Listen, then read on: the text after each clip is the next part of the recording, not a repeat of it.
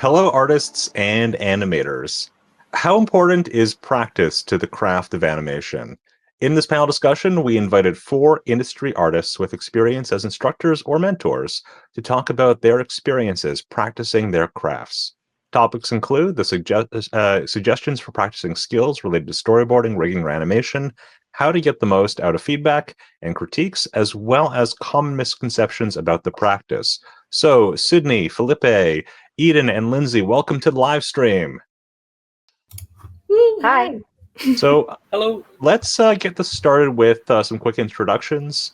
Please introduce yourself with your name and your path to your current role in animation. Sydney, let's start with you. Hi, I'm Sydney Gale.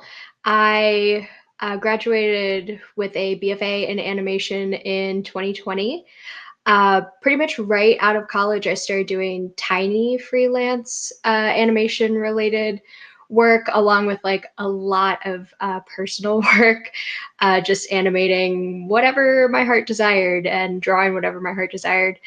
And that led to a lot of updating my demo reel over and over and over again until I finally landed a test with Spindle Horse. There, I worked on the season 1 finale of Has-Been Hotel, and then went on to work on season 2 of Hell of a Boss. I'm still currently working at Spindle, but I've also done some work with some smaller indie productions like Bleeding Heart by Ali Vanneman and Enceladus 5. Check it out on TikTok if that's still a thing.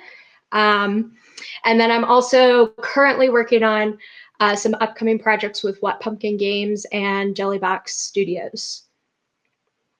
So I love that you're working on a lot of projects with indie studios. What has that experience been like? It's been really great. It's kind of my only experience, like other than like one-on-one client-based work. I guess Spindle is like a pretty big indie studio, kind of a oxymoron indie studio, but you know, they're like a more substantial indie project, self-funded project.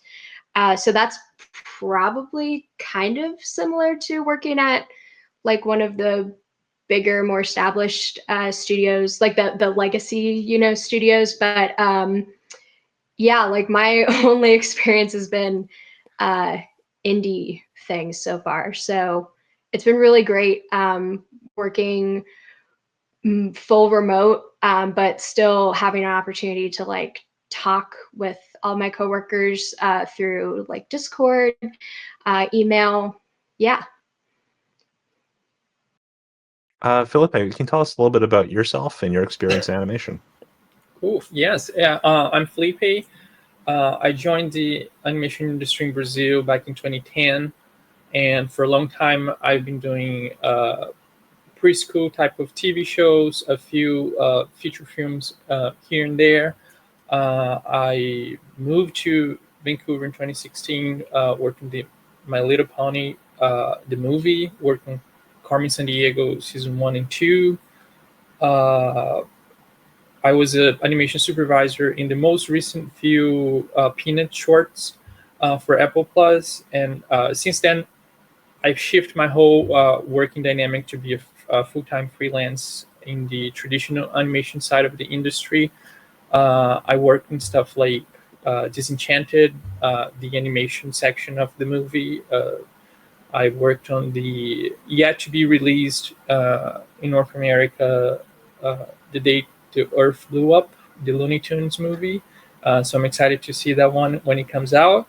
And yeah, I've been on in the whole thing for like around like 15 years now, and still feels like I just joined. Every time I join a new project, I'm nervous as hell, and just trying to do my best one day at a time. Was it like intimidating or scary to go from like a career in the sort of cutout animation industry to doing freelance on traditional animated projects? Oh, it was. Yeah, I feel like you always have that self doubt of like, this seems like way less constant than just like working for a studio for like longer contracts, but it also opened like so many different doors that it kind of like balances out a little bit, and building relationships with like good studios, meeting a lot more new artists and being involved with like different teams every 2 or 3 weeks is also very exciting. You know, you just like kind of like opens up the amount of new friends you make, and new types of projects that you get to touch a little bit. So yeah, it was scary. I would say it's still a bit scary because, you know, as we know, the industry also just went through like a hurricane recently, but yeah, it's equally exciting, I would say. Yeah. Eden, can you talk a little bit about yourself and your origin story in animation? Sure, yeah. So I'm Eden Tim. I'm from Saskatchewan. I've been working in the animation industry in British Columbia since 2012. I started as a 3D animator, then snuck into 2D and kind of bounced back and forth for a few years.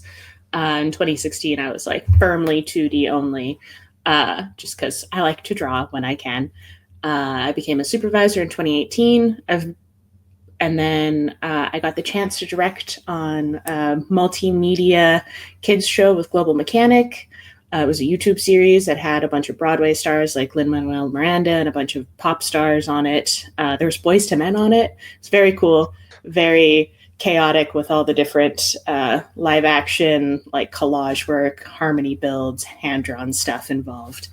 And then I went to WildBrain. I worked very briefly on the Peanut shorts, but the team was so big, I probably never spoke with you, Felipe. I'm sorry. And then I got to direct at WildBrain on Lego Monkey Kids Season 5. And then when the industry hurricane hit, I was able to sneak into boards and got to do some board revs on Lego Dreams and do some freelance boards. And yeah, I've been animating since I've been purely just animating since like the beginning of 2024. And next week I start at Giant Ant on their feature Tangles, which I'm very excited about.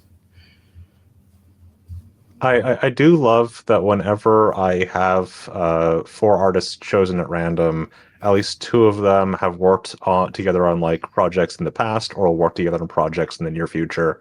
It's always wild. Eden, what's your experience like with like the animation community? Like, do you find that you run into a lot of like the same faces at studios, or do you find that like at like animation events you sort of see the same people? What's your experience of like the texture of the animation community like? So when I first started in the industry, I was in the interior of BC, not Vancouver itself. So I missed out on a lot of like the peer connections people make in college. So when I moved out here a few years later, everyone I met would be like, "What do you mean you don't know so-and-so?" I wasn't here. I'm sorry. But because of that, it's meant that I've kind of like, with my background in doing like multiple different departments and also not being here going to college with the same people, I've had a lot more expansive like network. Like I know 3D animators, modelers, riggers, people in pipeline. In my experience, it's been very rich and diverse because I kind of make an effort to be like, "What do you do? That's so cool. I don't know anything about that." Vancouver also does a pretty good job of like making events. It got a little bit difficult after the pandemic, but there's an event at the Wicklow pub every first Thursday of the month. If you want to go, there's tons of great people there. Lots of people you've probably never met before. And there's lots of people joining the industry all the time, either moving from other countries to Vancouver or they've just graduated college.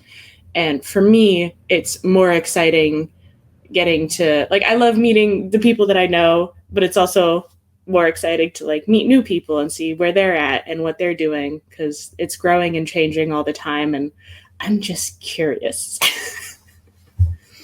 And you never know when you're going to bump into somebody again. Yeah. Lindsay, can you tell us a little bit about your experience in animation and your path to what you're currently doing? Well, nice to see you, Mike. And I guess I've been in the animation industry for almost 15 years, I think, at this point. Again, I'm also one of these Vancouverite people. I've had to move across the country a couple of times, so I definitely understand what that feels like to new artists looking for work.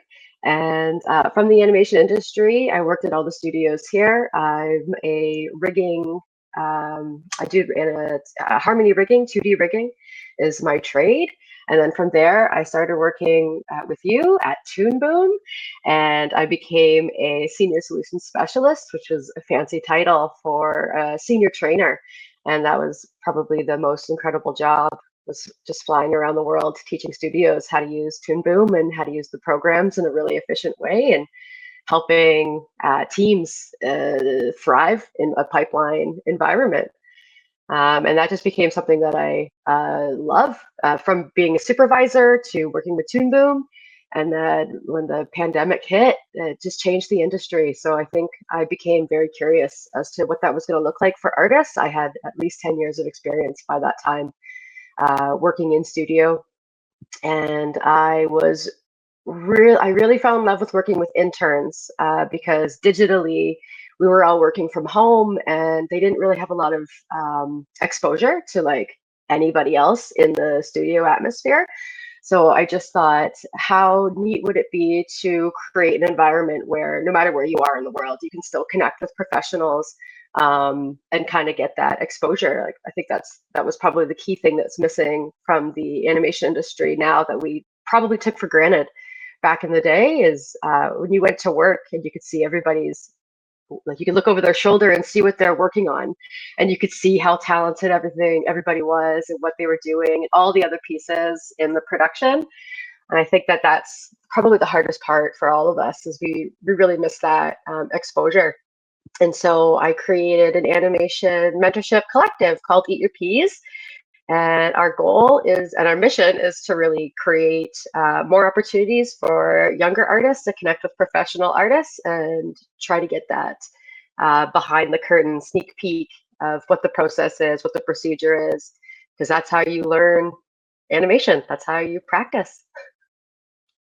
Yeah, I think being a trainer might be one of the coolest jobs in the animation industry, because you get to go into so many different studios and talk to so many different artists and just get a feel for like how all these different productions work in a way that I don't think anybody else really gets to. You mentioned that you've worked with like interns who are new to the industry. Would you say it's more challenging to work with interns, or is it more challenging to work with the artists who maybe had worked in the industry before digital tools and were then like introduced to like Toon Boom Harmony for the first time? This is a trap. This is a trap. But the question is, what's easier? Oh, just what did you find more What's challenging the or difference? interesting? Um, there's a big difference. I think what's interesting is there's different mindsets, and interns naturally have a thriving zest and ferocious spirit to learn everything and anything, and they don't care. And I think that that's very infectious to the person who's training, no matter who you are or what you're doing, what you're training. What I like about training people who are senior is that they already have the skill, and when they click, they are thriving. And so it's a little bit different. You've got the long haul intern who's up to learning over time, and they will get there, and it's very inspiring to watch them grow. And when you're working with seniors, it's like a little bit of a different. You have to be a little bit more patient, but once it clicks, it's like they've been using the program for 5 or 10 years. So both very different experiences, both very fun. I think very different ways. Yeah, there's definitely excitement when they realize, oh wait, I don't need to photograph these or scan these to like see the pencil test. Mhm. So the reason why I brought you all here is to discuss practice in animation. So let's just start off by defining the term. Lindsay, how do you define practice when it comes to art and animation, and what kinds of skills are you trying to develop with practice? That's such a good question. And it's so hard to define, I think, practice, especially in art and animation, because you have all these different streams and there's different things that you can practice. One of the things that we've been talking a lot about at Eat Your Pea is the difference between style and structure. And so a lot of people are really good at style because they're free form and they've really like honed in on what it is that they're good at, but they might be lacking structure to the underneath values. These are like intangible, invisible skills that you kind of have to poke at with a stick, and you have to repeat over and over again to get good at. That's why we practice life drawing. And so it's very difficult, I think, to define practice in this realm. But I think that if you are paying attention to what you're doing and you're practicing with a purpose, you will see progress. You might not be perfect, but you'll definitely see progress, and that progress happens over time. Sydney, what do you think of when we talk about practice in art and animation and the skills that practice is supposed to reinforce?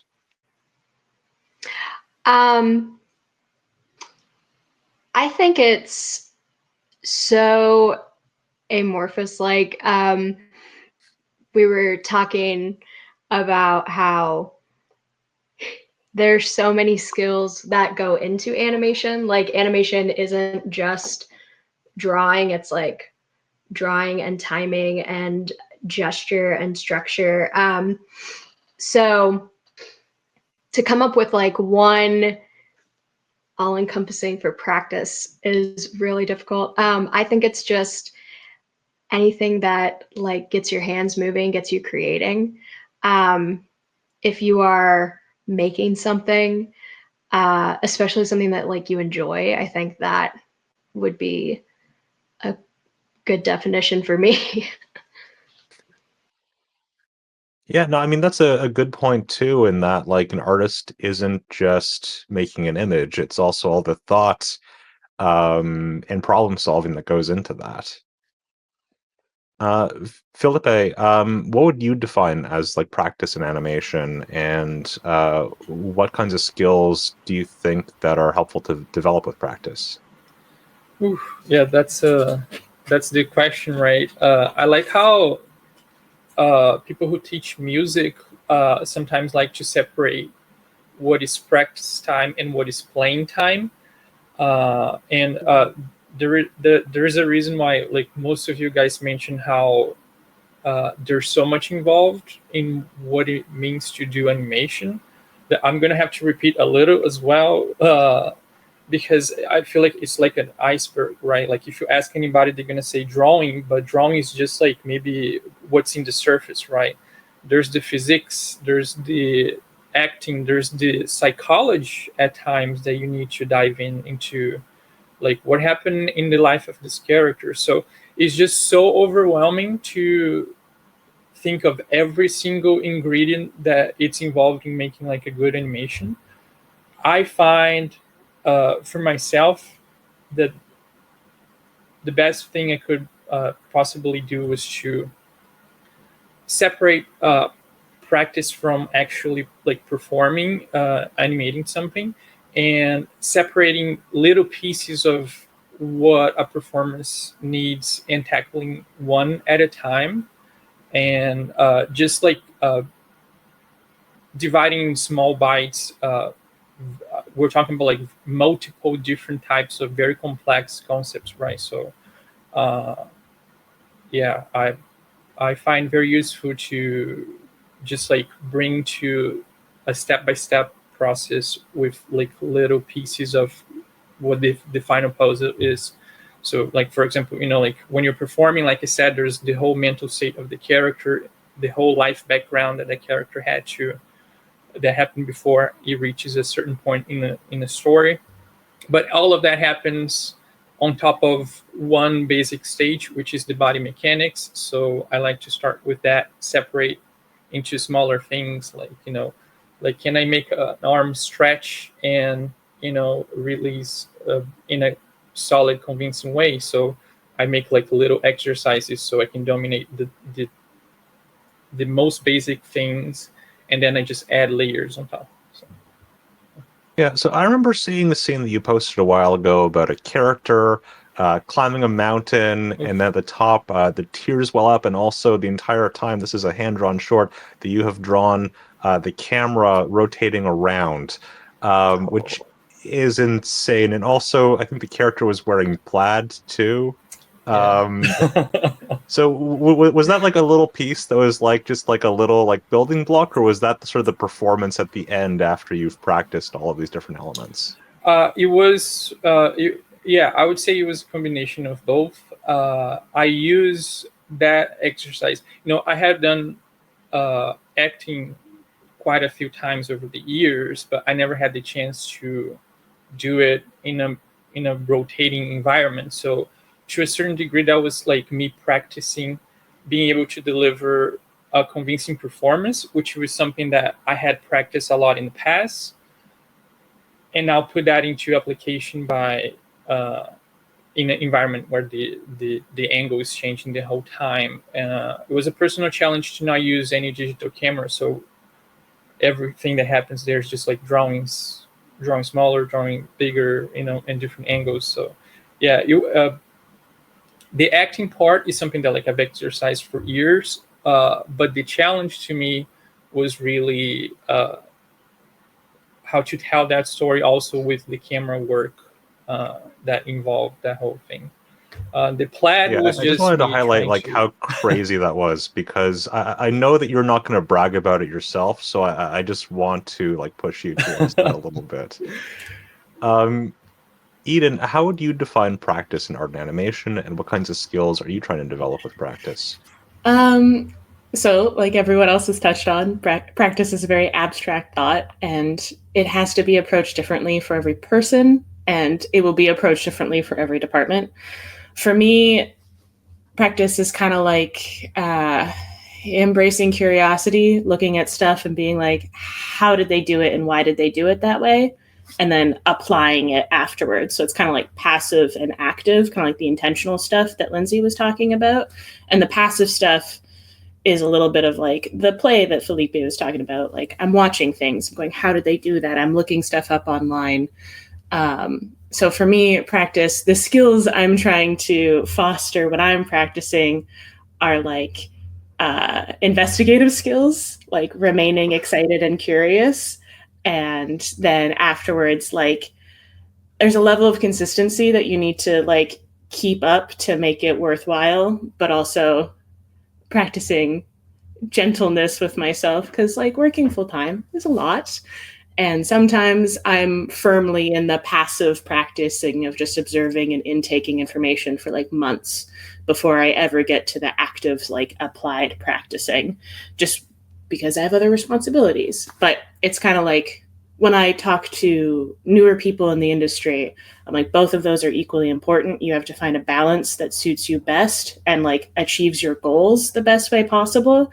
So when I'm trying to like get a promotion or move up in from like a supervisor to a director role, I am hyper focused on applied stuff, like getting my hands in there, figuring out how to do it to show then people that I can do it.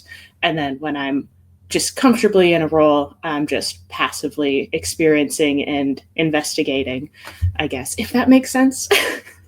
Yeah, no, it does.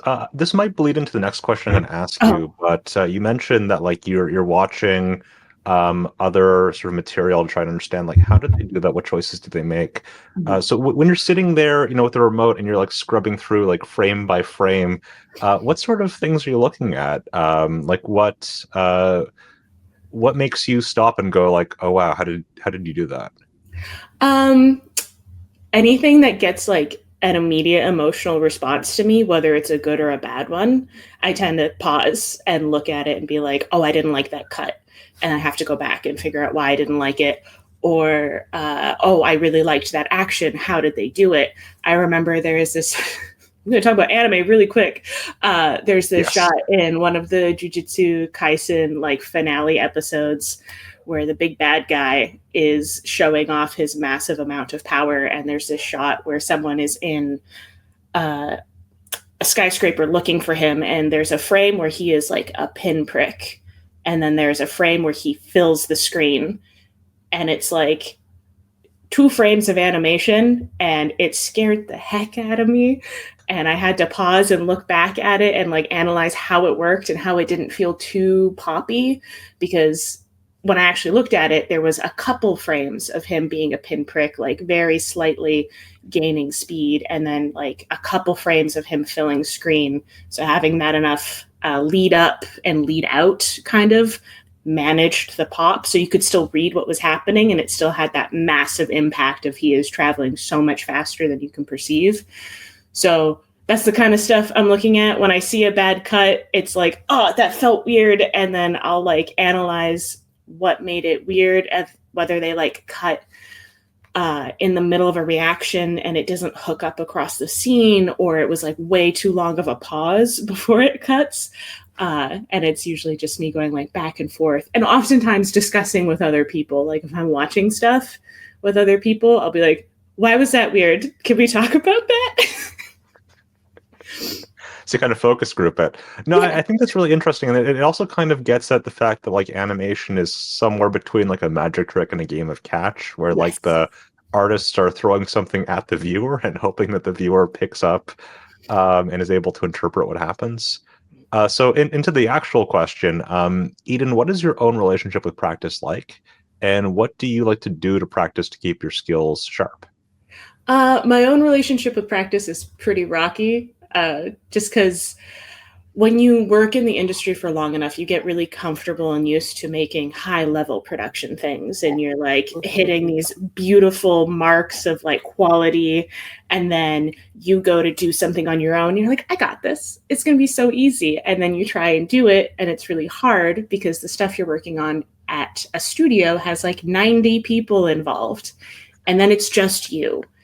And you have the like insight and the skills to know how to make this work, but there's other people doing the boards, other people doing the backgrounds, other people doing the builds, other people doing the comp, the sound, the direction sometimes. And when you have to do it yourself, it's really easy to kind of like fall into a bit of a self-pity party of like, I'm no good. So for me, practice a lot of the time is like babysitting myself, in that like tonight you gotta buckle down and you gotta do something a little bit boring, like you're gonna just draw a bunch of hands because it'll be good for you. Eat your peas, Lindsay. That's exactly what EUP stands for. Yeah. But then other times it's a lot of like play and like low pressure play. Like I have a dollar store sketchbook that I make the ugliest things in. I draw with Crayola markers. When I'm doing animation practice, I specifically export it at like a low quality GIF, however you want to pronounce it, just so the pressure is off. No matter what I do in this scene, no matter how rendered it is, when it comes out, it's going to be a bit crunchy. So like relax about it.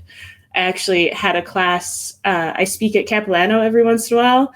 I was asked by my friend Juan to talk about how to export GIFs, because his class was learning about different types of animation.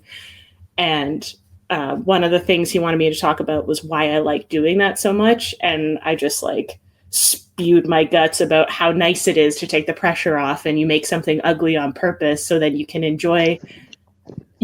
feel the joy of the process of making something, kind of like the play that Felipe was talking about, without the pressure of hitting some high expectation. So it's kind of like I set these parameters for myself so I can relax. And then once I build up my confidence again, and I'm like, I can't make a production by myself, but I'm still pretty good at the stuff I do, then I can kind of build something a lot nicer and more full and take my time with it without beating myself up.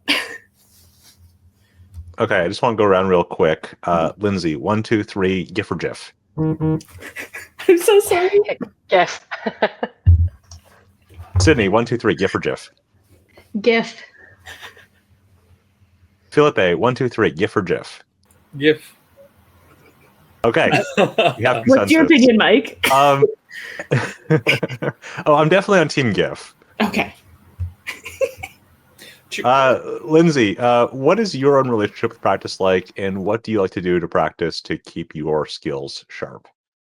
It's tough. I think that my relationship with practice has really changed, just because my relationship with work has really changed. I'm not working in a studio as much as I am anymore. I'll take freelance projects, but I'm not. I wouldn't say that I'm working at those speeds that I had to work at while I was working in studios. So I think my relationship with practice is really all about staying in touch with what it feels like to practice something that I'm not used to. And for me, I started surfing in Montreal. And so that is such a hard thing for me to practice. But what it's really reminds me of is every time I fall, which is every 30 seconds, I have to laugh. I remind myself that it's fun. I'm not getting hurt. There's no life-threatening situations here. And it's really about the time. I have to remind myself that it's about the time that I can put into things and like, how do I make that time for myself? And I think this is what Ian was talking about. Like you have to put yourself in that position and babysit yourself a little bit and push yourself to get into that mindset of like, okay, I'm here to learn. I'm here to fall. I'm here to fail. But I'm here to also get back up again and to keep trying. And whether that's through playing around and turning your brain off and just doing fun things, or if you're doing something a little bit more structured where you have to repeat to get that technique and that fine tuning, you kind of have to practice jumping around and staying in that framing and that mindset of like growth beginner's mindset. So that's what I practice. I'm not practicing surfing, but I'm practicing being active and making sure I spend a couple hours a day either walking the dog, which is natural, but I started going to the gym. So I practice going to the gym. You know, we've been having this discussion for a little bit over 20 minutes, actually 30 minutes now. So I'd encourage everybody to just stop staring at the screen for like 20 seconds, look at something 20 feet away, and then look back. Yes. That's wellness right there. You know, just a basic thing, because you have to remember, like, even when you're working on projects, you still are a person, and you don't want to hurt yourself while you're working. Once you become a Sydney, professional, that's very important. Yeah, you are an art athlete, and your hands are very important. Sydney, what's your own relationship with practice like, and what do you like to do to practice to keep your skills sharp? So I came into this thinking like, I'm so in practice because like I've been working like semi-consistently for the past couple of years, but now I'm hearing people be like, I practice outside of work. And I'm like, oh no, oh no. Not that I don't practice, like don't do art on my own and stuff, but yeah, I was thinking of kind of my, I guess like my practice, my what I do for work being part of that practice. But like further, you know, outside of the stuff I get paid to do, I really like to take like something that I've never done before or something that I'm interested in figuring out more about, and then something that I really feel comfortable with or something that I really like, and like mushing those two things together. So there's like, it's like a spoonful of sugar, you know, making the medicine go down.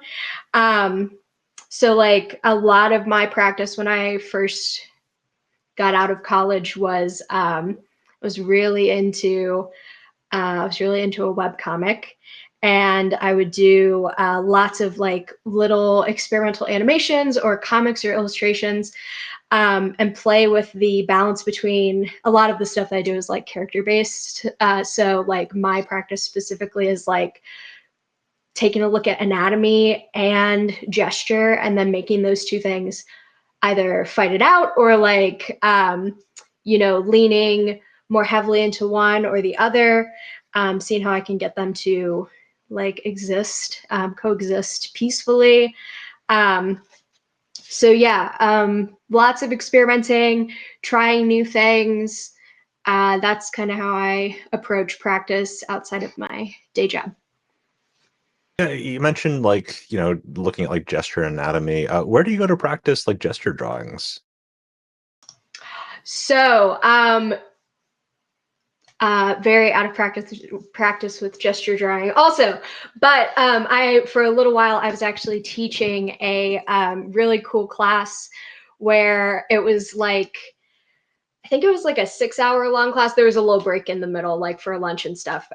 It was pretty humane. Some of my students might have disagreed, but also I didn't come up with the structure of the class. So, but it was like a 6-hour gesture drawing class. And for the first half, we would do like studies based off of, what was that one website? It's Line of Action, I think is what it was. Yeah. I'm seeing head nods. We know Line of Action.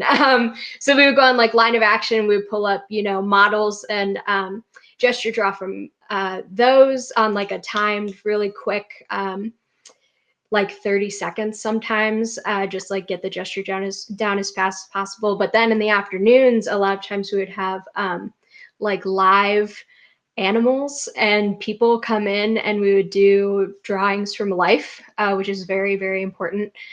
Seeing something in like 3D in real life activates like those different parts of your brain than just staring at a screen. And then we would also do like field trips there's a really big, like one of the like bigger zoos in the country. We would go visit the zoo. There was like a petting zoo kind of place that we would go to, just all sorts of an acrobatics class that would let us sit in, like all sorts of wild stuff. And then also like, since that's not, that was a very, very cool like opportunity that I had, and a very specific opportunity. We also talked about like ways that you can take that like life drawing and gesture drawing practice with you after the class. So we would do like coffee shops. We just go to coffee shops and sit and like creep on people and draw them. Obviously, like if someone was like, hey, whoa, what are you doing? We would stop. But, like generally we would, just look at our surroundings, the people around us, and try to like catch them in action, doing their little coffee shop thing, drinking tea. I don't know. Yeah. I have to say, I'm super jealous, and I want to take this class now. That sounds amazing. It was The second really, thing is, I really could cool. only imagine if I was at like a coffee shop and there were like 20 animation students drawing me as I'm Cookie Monstering something like that. Yeah, luckily there was also this like food market we would go to that had like an upper level, so we could kind of like look down, which was also great for perspective. But yeah, we would try to. It was a smaller class, but we would also try to preach like, be subtle. Don't be staring at someone for 30 minutes. That's also why we would practice like the fast, not why we would practice the fast drawing, but it was like 30-second sketches were kind of the name of the game. So hopefully you don't creep someone out in 30 seconds. Maybe. I think that is so cool. Felipe, what is your own relationship with practice like, and what do you like to do to practice to keep your own skills sharp? Bumpy, like most people, I would say that's my relationship with practice. Like, seeing you guys talking about like gesturing drawing, that's actually something that I have as a goal for this year and the future, because like technically I've never had drawing lessons ever in my life for many reasons. So yeah, if one of those like subtle coffee shop sessions are happening in Vancouver, please invite me, and I would like to join. But for a long time in my early days in animation, because I didn't have access to guidance, I had to find my own ways to deal with like the skills I wanted to learn. Like I said, like even though I was working with projects that are based on like harmony builds for a long time, traditional animation was really the focus of my personal study. So for a long time, my study sessions were basically looking online, trying to find entire sequence of old scenes from Disney movies, and I would whatever had a good enough quality where like I had enough drawings there and I could see enough of the time charts I would download those, import into Toon Boom with with a transparent background, meaning I could use the onion skin, and I would just like in between everything. So I used to go to Andrea Deja's website all the time because he has tons of like high quality material like that. So I would just try to understand how like those people at that time plan their work, how they deal with spacing, how they deal with performance, how they express certain things graphically, like a perspective in a hand, in a weird breakdown. And I would just try to read in between in a way that it worked. I did that for a long time, on and off. Of course, once you join the industry, I guess like you have the benefit of having so many good artists like around you to like try to be a little sponge. I've struggled for a long time with like producing personal work because I'm not naturally a character designer. Like the motion and performance part of the job is the thing that like I feel more natural towards too.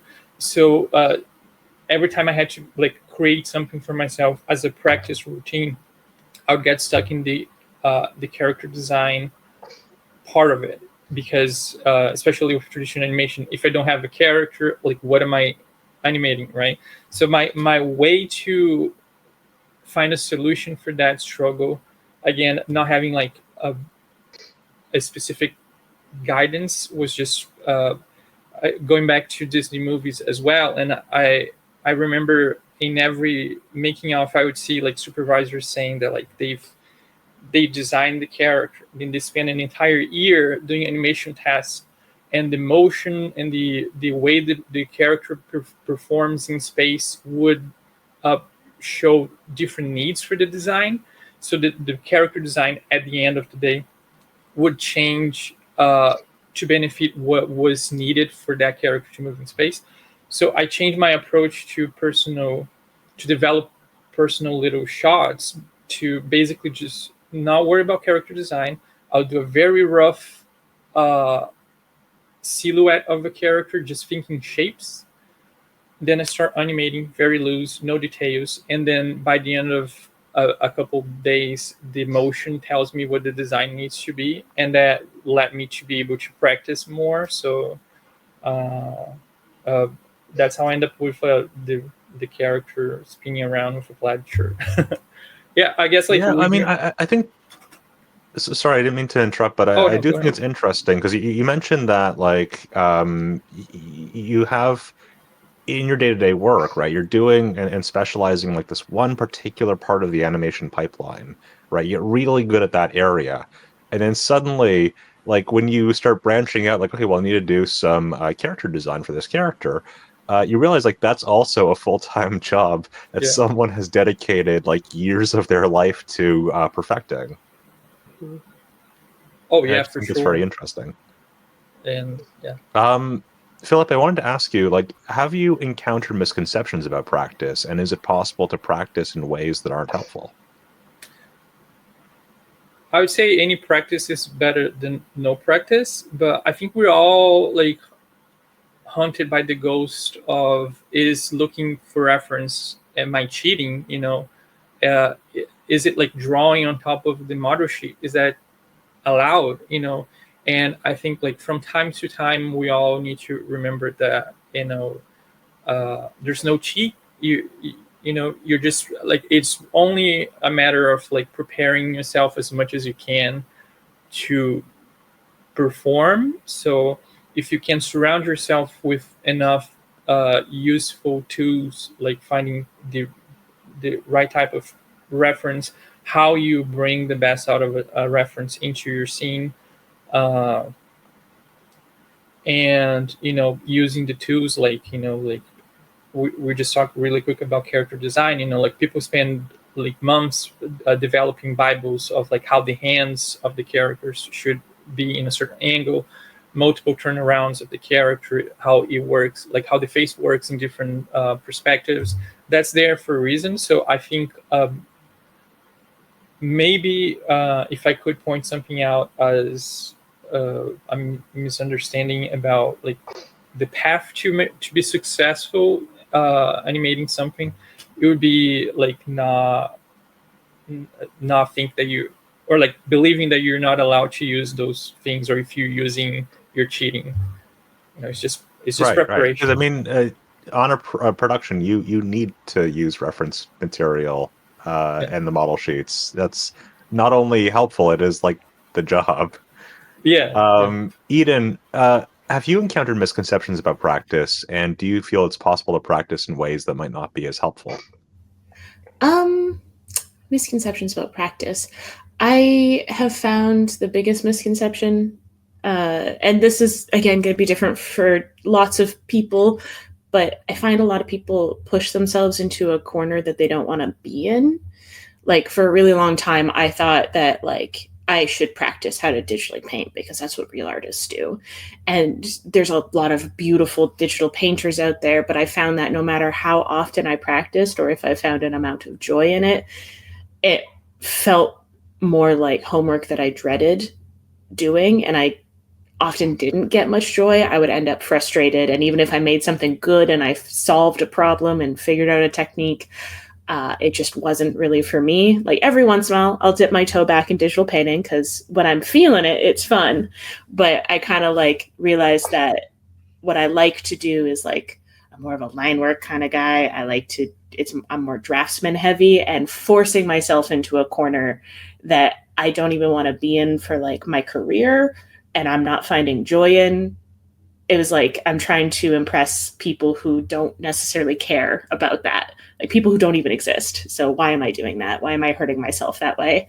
And that's one way to practice in a way that's not helpful. But also I think, like I mentioned before, there's like the passive and active practicing. There are times where I become so like obsessed with getting better that I end up hurting myself. Like you were mentioning before about being like athletes who are artists, like you have to take care of yourself. You have to remember to drink water. You have to remember to rest. And there have been times in my career more early on than now where it would be like, I'm so invested in practicing and getting better because I'm very ambitious and I want to hit a certain mark, that things were getting harder because I wasn't taking care of myself and I wasn't resting and eating properly. So when I would practice, it was way harder for things to come, not naturally, but like come to me, for me to make sense of them because my brain was foggy. I was exhausted. And I find that sometimes it's important to take a break. And like I mentioned before, sometimes my breaks are months long. And that's good for me in my roles and my ambitions in my career. But I do find a lot of people, especially earlier in their career, are like, I want to work at the big name studios and I'm going to hurt myself drastically and it'll all be worth it in the end. And it's like, you probably still won't be noticed by the big name studio and you'll come out burnt out and kind of like mentally mangled.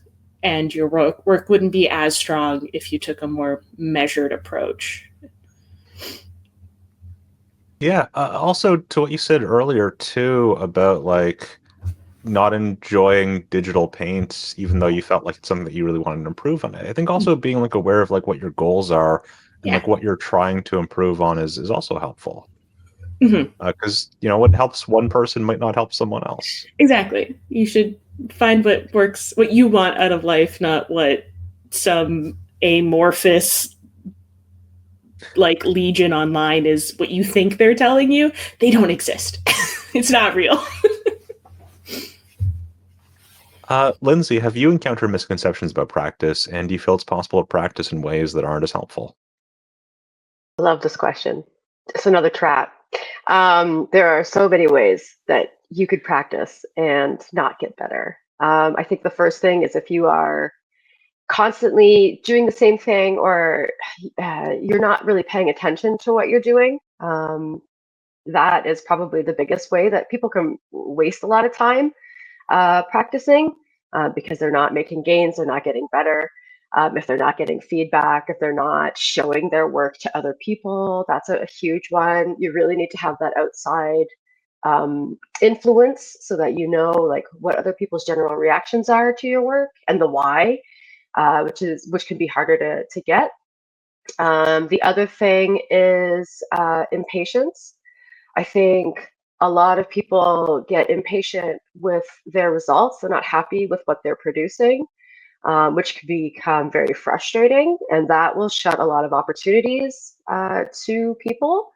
And then I think my favorite thing that I learned as a Toon trainer through experience, I didn't really notice this at first, but I do believe the best way for people to practice is really to also teach. Because when you're teaching, you're learning a language. And so whether you're learning how to set up a deformer, how to create a new drawing, how to add a drawing to a network view, it doesn't really matter. If you're learning that, if you can actually practice teaching somebody who's struggling with it, that really sets you up for success a lot faster. That's probably how you practice the fastest, but that's definitely not something that will come to mind. So that's, to me, that's the biggest misconception about learning a skill, is teaching it. Yeah. Oh, I mean, I think Eden mentioned earlier that on a production you could be working with 90 other artists, and communication skills are really important, because I think it's really easy. There are a lot of times where an artist can do something, but then not tell you in words how that works, and there's a language for it. There's value and uh, hue and line quality and all these terms we use to describe things. But if you don't have the experience talking about it, it can make it difficult to work collaborate in a group environment and give people feedback. Absolutely. Sydney, I want to ask you if you've encountered misconceptions about practice and if it's possible to practice in ways that might not be as helpful. This probably comes from my somewhat sloppy relationship with practice, but I think as long as you are actually creating something, it's kind of hard to practice wrong, personally, in my experience. But I think that again comes from my own personal I'll get into the mindset where I'm so caught up on making something perfect or even just good that I put things down and I don't pick them back up forever, so I think as long as you're getting over that first hurdle of it doesn't have to be good, it just has to be done, I just have to put it out into the world, or get it out of my head. I think that's, you're doing better than I have in the past. So.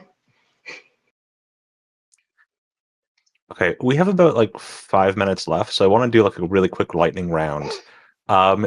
Sydney, do you have one piece of advice for artists who are offering critiques? Be open and listen. All right. Felipe, what's your one piece of advice for artists offering critiques? Be clear about what is an objective feedback and what is personal preference. Sometimes those two can be entangled together and becomes confusing. I like that one. Eden, what is your one piece of advice for artists offering critiques? Go on YouTube, look up Script Notes, which is one word, and then 399. It's a podcast about screenwriting, but this one episode is about writers talking with creative executives on how to give notes properly. And it is the most world-changing thing that happened that I listened to when I got into directing. It's really good. I just wrote that down. Lindsay, do you have advice for artists that are offering critiques? I really like what Felipe said. You have to keep the personal opinion aside and really focus on that overview of the feedback and the critique, and not the minuscule details. You really have to remove yourself from that. All right, we're approaching the end of the hour, so I'm going to ask my most important question. Lindsay, where can our viewers go to see more of your work? Well, you can join my Discord, the Discord community, Eat Your Peas. You can also follow us on Instagram, Eat Your Peas at ANC. I don't really have a lot of personal work out there. It's really all going into the projects that we're working on, which will be coming out this year. So to be the first one to know about those, you'll have to follow along on one of those social media sites. Search for Eat Your Peas until you see cartoon peas, and then you found the project. You found it. Sydney, where can our viewers go to see more of your work? Me? Yeah. I'm at Sydney Gale on like most platforms, even the dead and dying ones. Tumblr, Vimeo, Instagram. Instagram is like my big one, I think. Although I'm more lurking on there than anything these days. Oops. Yeah, at Sydney Gale. Hit me up. Remember when Vimeo was like the cool YouTube? I invested so fun. much time. Yeah. And now it's, I don't know. Yep. Felipe, where can our viewers go to see more of your work? Primarily Instagram at Felipe Animation. It's Felipe A. Animation, a very poorly placed dot. Everybody thinks my name is Felipe A, but it's not. So yeah, Instagram and Patreon. Spooky Files is the name of my Patreon. So. Yeah, I think one cool thing too is that like you actually share the project files that you work on, so people can download them and like learn from them, which I just think is really cool. That's true. Yeah, I forgot I had a Gumroad store as well. Yeah, I try to drop my Harmony files from personal projects, so you don't have to spend time finding stuff online to then import and read in between like I did. Yeah, because I think a lot of artists can find like 2D rigs, but it's harder to find like 2D hand-drawn animated scenes and like see how like artists work in like an actual working file. Really cool. Eden, where can reviewers go to see more of Eden Tim? I think I'm the only Eden Tim on the planet, so I'm very easy to find. I'm on all social media platforms, but I'm probably most active on Blue Sky right now, and then Instagram would be second. And I'm trying really hard to get back into Tumblr because I miss the jokes. Tumblr was really cool. All right. It was. Thank you, Sydney, Felipe, Eden, and Lindsay for taking time to discuss how practice fits into animation. And thank you to our audience for tuning in. If you're interested in improving your skills, you can find our instructor-led training courses at toonboom.com/training. We offer courses on how to use Storyboard Pro and Harmony in a production setting, as well as courses to improve your skills when rigging, compositing, and animating for 2D games. So thank you all for joining us, and be sure to tune in next time.